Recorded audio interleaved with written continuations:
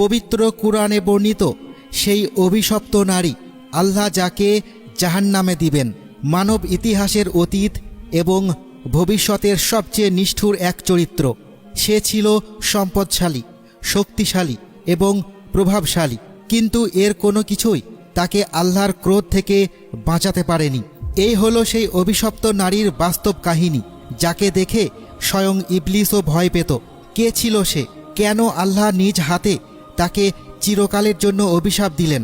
দেখুন সেই অন্ধকার অধ্যায়, যা খুব কমই আলোচনা করা হয়। কারণ বর্তমান সময়ে ইসলামের শত্রুদের বুঝতে হলে আগে এই নারীকে চিনতে হবে। তিনিই সেই ষড়যন্ত্রের পথিকৃত, যা আজও ইসলামের বিরোধিতা ব্যবহার করে। সে তার স্বামীকে ঈমান প্রত্যাখ্যান করতে উস্কানি দিত এবং নিজের ক্ষমতা ব্যবহার করে মুসলমানদের ওপর অকথ্য নির্যাতন চালাত। এমন এক নারীর গল্প, যার শয়তানি দেখে স্বয়ং শয়তানও চমকে যেত। আবারও আমরা নিয়ে এসেছি এক আলোড়ন সৃষ্টিকারী কাহিনী। কুরআনের এমন আরও গল্প পেতে আমাদের সাথেই থাকুন। আসসালামু আলাইকুম প্রিয় বন্ধুরা।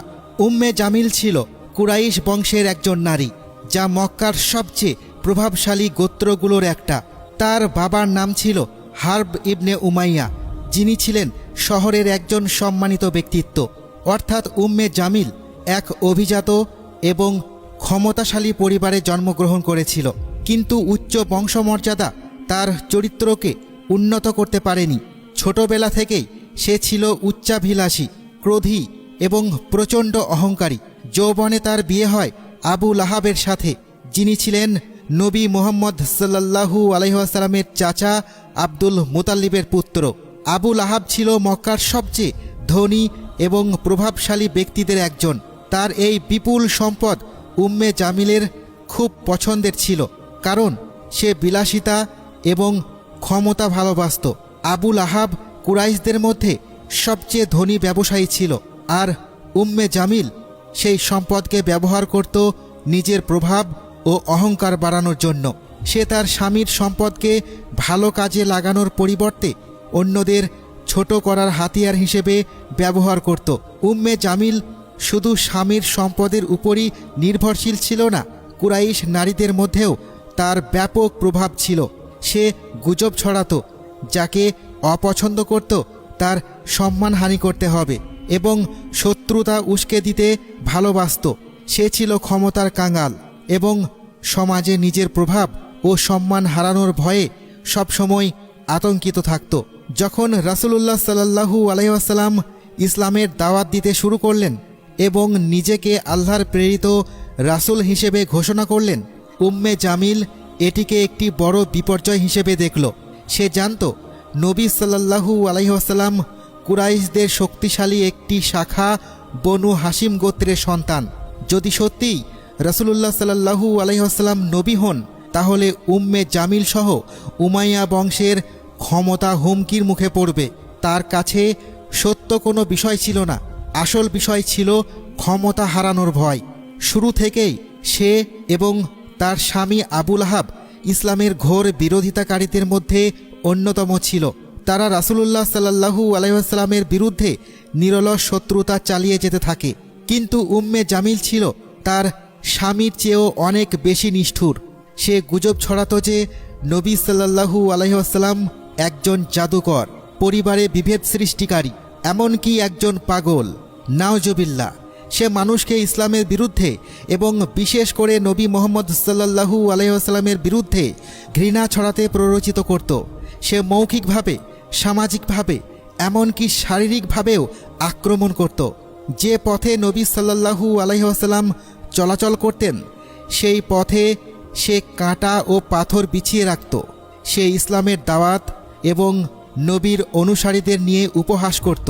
নারীদের মধ্যে তার প্রধান শত্রু ছিলেন নবীর স্ত্রী সাইদা খাদিজা রাদিয়াল্লাহু তাআলা আনহা। উম্মে জামিল তাকে প্রচণ্ড হিংসা করত। সে নবীর স্ত্রীকে অপমান করতে, কটূক্তি করতে এবং তার বিরুদ্ধে ঘৃণা ছড়াতে চেষ্টা করত। কিন্তু খাদিজা রাদিয়াল্লাহু তাআলা আনহা ধৈর্যশীল এবং অবিচল ছিলেন। উম্মে জামিলের ঘৃণা খাদিজা রাদিয়াল্লাহু তাআলা আনহার মর্যাদা পরিমাণও টলাতে পারেনি। তার ষড়যন্ত্র এবং অত্যাচার শুধু কথাই সীমাবদ্ধ ছিল না, উম্মে জামিল মুসলমানদের বিরুদ্ধে 3 বছর ধরে চলা সামাজিক ও অর্থনৈতিক বয়কটে উস্কানি দিয়েছিল। সেই সময় মুসলমানদের সাথে ব্যবসা বাণিজ্য, বিবাহ বা কোনো ধরনের সামাজিক সম্পর্ক স্থাপন নিষিদ্ধ ছিল। তাদের উদ্দেশ্য ছিল মুসলিমদেরকে আত্মসমর্পণ করতে বাধ্য করা। কিন্তু ইসলামের প্রচার আরও বাড়তে থাকল। এতে উম্মে জামিল আরও ক্ষিপ্ত হয়ে ওঠে এবং নবী সাল্লাল্লাহু আলাইহি ওয়াসাল্লামকে হত্যা করার পরিকল্পনা করতে শুরু করে। তার এই চরম ঘৃণার জবাব স্বয়ং আল্লাহ তাআলা সূরা লাহাব নাজিলের মাধ্যমে দেন। বিসমিল্লাহির রহমানির রহিম। ধ্বংস হোক আবু লাহাবের 2 হাত এবং সে নিজেও ধ্বংস হোক। তার ধনসম্পদ ও যা সে উপার্জন করেছে তা তার কোনো কাজে আসবে না। অচিরেই সে প্রবেশ করবে লেলিহান অগ্নিতে এবং তার স্ত্রীও, যে লাকড়ি বহন করে, তার গলায় থাকবে পাকানো রশি। সূরা আল-লাহাব। এই সূরাটি আবু লাহাব এবং উম্মে জামিলের জন্য এক চিরস্থায়ী রায় হয়ে যায়।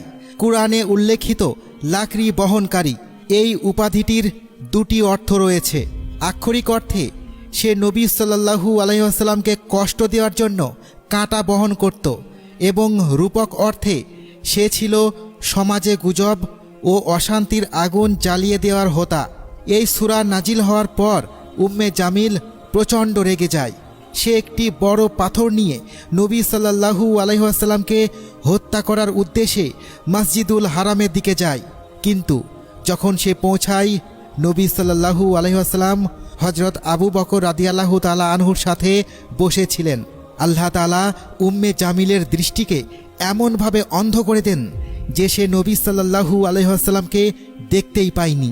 সে শুধু আবু বকর রাদিয়াল্লাহু তাআলা আনহুকে দেখতে পায় এবং জিজ্ঞেস করে, তোমার বন্ধু কোথায়?